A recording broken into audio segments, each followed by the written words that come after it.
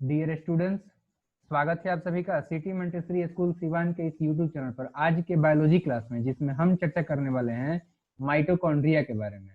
देखो, माइटोकॉन्ड्रिया जो होता है ये प्रोकैरियोटिक सेल के अंदर है, प्रोकैरियोटिक कोशिकाओं के अंदर में नहीं पाई जाती हैं, यानी कि नहीं होती हैं, अनुपस्थित होती हैं। और ये कहाँ पाई जाएंगी? तो ये जो है पाई जाती हैं यूकैरियोटिक कोशिकाओं में। इनको powerhouse of the cell कहा जाता है, यानी कोशिका का पावर हाउस भी कहा जाता है। कारण मैं अभी आप सभी को समझाऊंगा कि पावर हाउस इसको क्यों कहा जाता है। ठीक है, और ध्यान देना कि ये जो कोशिकांग है या फिर ये जो कोशिका अंगक है, यह दोहरी झिल्ली वाली होती है, यानी कि जो इसमें दो दो झिल्ली पाई जाती है। जैसा कि आप लोग इसमें देख सकते हो, एक डार्क और एक जो आपका थोड़ा मध्यम दिखाया हुआ है, यानी कि जो है एक थोड़ा डार्क है और एक जो है थोड़ा लाइट है। अभी मैं वो भी आपको समझाऊंगा डायग्राम के अंदर में। नेक्स्ट चीज ध्यान रखना है कि इसका जो बाहर का जो परत होता है वो चिकना होता है और छिद्रित होता है, जबकि बात करेंगे अंदर का झिल्ली तो इसका जो अंदर का परत होता है वो वलित होता है। और देख सकते हो यहाँ पर वलित है भी, मैं इसको भी अभी अभी समझाऊंगा। और ये जो वलित अंतः, देखो अंतः परत यानी कि अंतर जो झिल्ली, अंतः जो झिल्ली होता है उस अंतः झिल्ली का जो वलित वाला पार्ट होता है उसको हम लोग क्रिस्टी कहते हैं। ठीक है, तो यही यहाँ पे दिया हुआ है कि अंतः परत जो होता है वो वलित हो जाता है और इस प्रकार से क्रिस्टी का वो निर्माण करता है। चलिए अब मैं आप सभी को इन्हीं सभी बातों को मैं इस डायग्राम में बताता हूँ और समझाता हूँ कि क्या कहाँ पर कौन सी चीजें हैं। देखो, सबसे पहले तो माइटोकॉन्ड्रिया आप लोग देख रहे हो कि यहाँ पर जो है एक अंडाकार संरचना यहाँ पे दिखाया गया है। तो इस प्रकार से माइटोकॉन्ड्रिया होता है जिसमें कि दोहरी झिल्ली होती है, यानी कि देखो ये हो गया आपका, एक सेकेंड, देखो ये हो गया आपका जो है बाहर का झिल्ली। ठीक है, तो ये बाहरी का झिल्ली होगा जो कि आपको डार्क डार्क दिख रहा है थोड़ा सा मुझे जो है। देखो यहाँ पर जो ये दिख रहा है ना, ये सभी जो है आपका बाहर का झिल्ली है जो कि गाढ़ा कलर से दिखाया हुआ है। ठीक है, चलो तो ये हो गया। अब देखो इसके अंदर में एक दूसरा झिल्ली जो है, यहाँ पर देख सकते हो आप लोग, ये जो दिखाया हुआ है ना, तो ये सभी जो है आपका अंदर वाला झिल्ली हो गया जो कि थोड़ा सा डार्क नहीं बल्कि लाइट कलर है, यानी कि जो आपका ये धीमा कलर का है। ये जो मैं बना रहा हूँ ये सब जो भी यहाँ पे आप सब देख रहे हो इस रेड वाले के नीचे, तो ये जो आपको झिल्ली दिख रहा है ये झिल्ली जो है ये है आपका अंतः झिल्ली। तो एक आउटर मेम्ब्रेन होता है और एक इनर मेम्ब्रेन होता है, ये आप लोगों को जो है ध्यान में रखना है। अब नेक्स्ट चीज मैंने आप लोगों को बताया था कि ये जो इनर मेम्ब्रेन होता है, सबसे पहले देखो जो बाहरी झिल्ली था उस पर तो आप लोग जान चुके हो कि उस पे क्या होता है कि वो चिकना होता है और साथ ही साथ वो झिल थोड़ा सा छिद्रित भी होता है। ठीक है, बट अंदर वाले के अंदर में मैंने बताया था कि ये जो है अंदर में क्या होता है कि वरित हो जाता है। जैसे देखो ये जो झिल्ली आ रहा है, ये झिल्ली क्या हो रहा है, ये जो है आपका यहाँ से मुड़ गया और एक ये सर्कुलर पाथ बना लिया।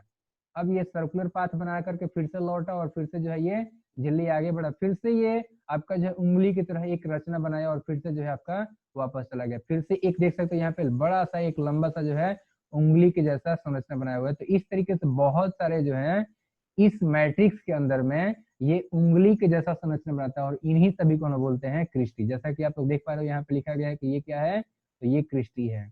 ये क्या है, ये जो छोटा दिख रहा है ये भी क्या है, क्रिस्टी है। ये क्या है, ये भी क्रिस्टी। ये क्या है, ये भी क्रिस्टी। तो जितना भी आप लोग उंगली के जैसा यहाँ पे संरचना दिख रहे हो जो कि इनर मेम्ब्रेन के अंदर की तरफ में बढ़ने की वजह से बना हुआ है, तो ये है क्रिस्टी। ओके, अब देखो ये जो इनर मेम्ब्रेन है इसके अंदर में, यानी कि चारों तरफ से इनर मेम्ब्रेन ने जिस जगह को घेरा हुआ है उसमें जो भी द्रव्य है वो कहलाता है मैट्रिक्स, और उस जगह है वो भी कहलाएगा मैट्रिक्स। तो ये आपने जान लिया कि मैट्रिक्स क्या होता है, क्रिस्टी क्या होता है। अब ध्यान दो ये जो और इनर मेम्ब्रेन भी आपने जान लिया, ठीक है, और आउटर मेम्ब्रेन भी जान लिया। अब देखो ध्यान ये दो कि अच्छा इंटर मेम्ब्रेन क्या है। इंटर मेम्ब्रेन स्पेस का मतलब हो गया कि ये जो आपका मेम्ब्रेन है इसके अंदर का जो जगह है उसको बोलते हैं हम लोग इंटर मेम्ब्रेन स्पेस। तो यहाँ पर ये इंटर मेम्ब्रेन स्पेस भी आपने देख लिया, आउटर मेम्ब्रेन भी देख लिया और इनर मेम्ब्रेन भी समझ लिया। अब इम्पोर्टेंट फैक्ट ये है कि माइटोकॉन्ड्रिया जो होता है वो एक ऐसा सेल ऑर्गेनेल है, यानी कि एक ऐसा कोशिकांग है जिसका अपना खुद का डीएनए होता है और साथ ही साथ उनके जो है खुद के राइबोसोम्स होते हैं, स्पेशल राइबोसोम्स होते हैं। जैसे देख सकते हो इसमें जो बहुत सारे यहाँ पे काले काले जो डॉट लाइक स्ट्रक्चर दिख रहे हैं ना, ये सभी जो है राइबोसोम्स है, और साथ साथ जो है यहाँ पे धागेनुमा संरचना आप लोग देख सकते हो, ये जो है डीएनए है। तो माइटोकॉन्ड्रिया जो है, मैं अभी आप लोगों को बहुत सारे कोशिकांगों को पढ़ाऊंगा, इसके पहले भी मैंने पढ़ाया हुआ था। तो आपने इसके पहले जो है जो भी कोशिकांग, जैसे कि गोल्जी काय का पढ़ाई पढ़ाई किया हुआ है, तो गोल्जी काय जो है या गोल्जी बॉडी इसको बोलते हैं, गोल्जी एपरेटस बोलते हैं, तो गोल्जी एपरेटस का अपना डीएनए राइबोसोम्स नहीं होता है। जबकि बात करेंगे इस माइटोकॉन्ड्रिया का, तो इसका अपना डीएनए है और इसका जो है अपना राइबोसोम्स है। इसीलिए कभी कभी जो है इसको सेमी ऑटोनोमस सेल ऑर्गेनेल भी कहा जाता है। सेमी ऑटोनोमस कहने का मतलब जिसका अपना डीएनए और राइबोसोम्स हो, ठीक है, यानी वो खुद का जो है एक तरह से कह सकते हैं कि फ्री है। फ्री करने का मतलब अपना काम खुद कर रहा है, वो डिपेंडेंट नहीं है। तो इसलिए जो इसको कभी कभी हम लोग सेमी ऑटोनोमस भी सेल ऑर्गेनेल के नाम से बुलाते हैं। अब देखो इसका मेन काम क्या है, ठीक है, अब इसके काम पे आते हैं। तो इसका काम में ध्यान दो, इसका मेन काम है ऊर्जा को एटीपी के रूप में स्टोर करके रखना।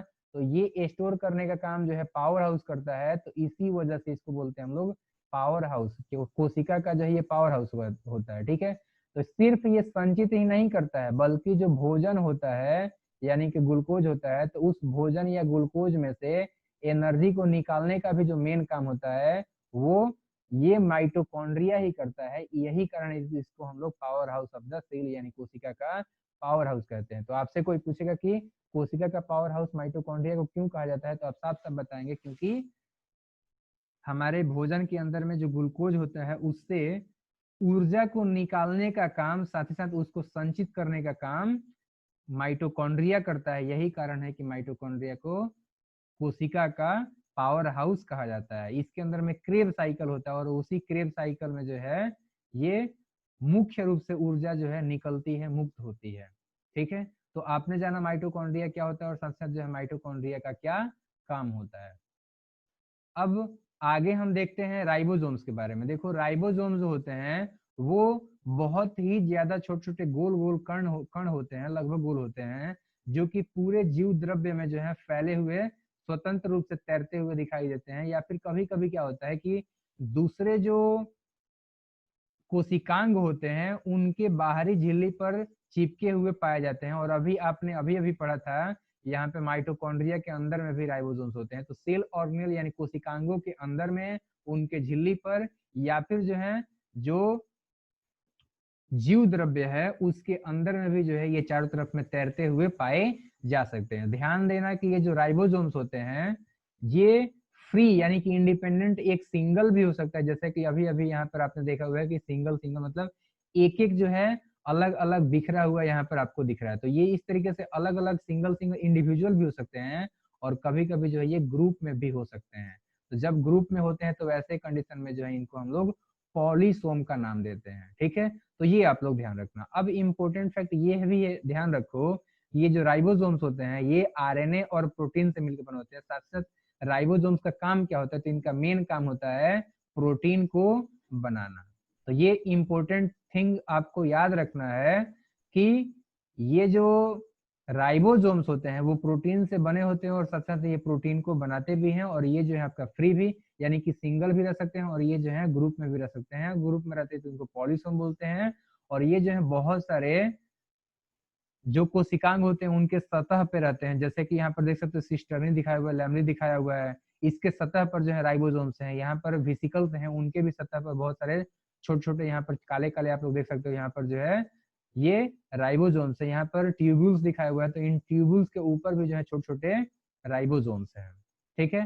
तो इस तरीके से राइबोसोम्स होते हैं वो ट्यूब्यूल हो, वेसिकल्स हो या फिर जो है सिस्टर्नी हो या फिर दूसरे अन्य जैसे कि आपका जो है अन्य जो कोशिकांग हैं अंतःप्रद्रव्य जालिका जैसे हो गया, तो इसके जो बाहरी सतह होते हैं वहां पर भी राइबोसोम्स देखने को मिल जाते हैं और इनका मेन काम होता है प्रोटीन को बनाना। और ये जो है माइटोकॉन्ड्रिया के अंदर में भी पाए जाते हैं, जो कि माइटोकॉन्ड्रिया के स्पेशल राइबोसोम्स होते हैं। तो उम्मीद कर रहा हूँ कि राइबोसोम और माइटोकॉन्ड्रिया ये दोनों कोशिकांग आपको अच्छी तरीके से समझ में आ गए हैं। इस वीडियो लेक्चर को अंत तक देखने के लिए आपका बहुत बहुत धन्यवाद। Thank you very much.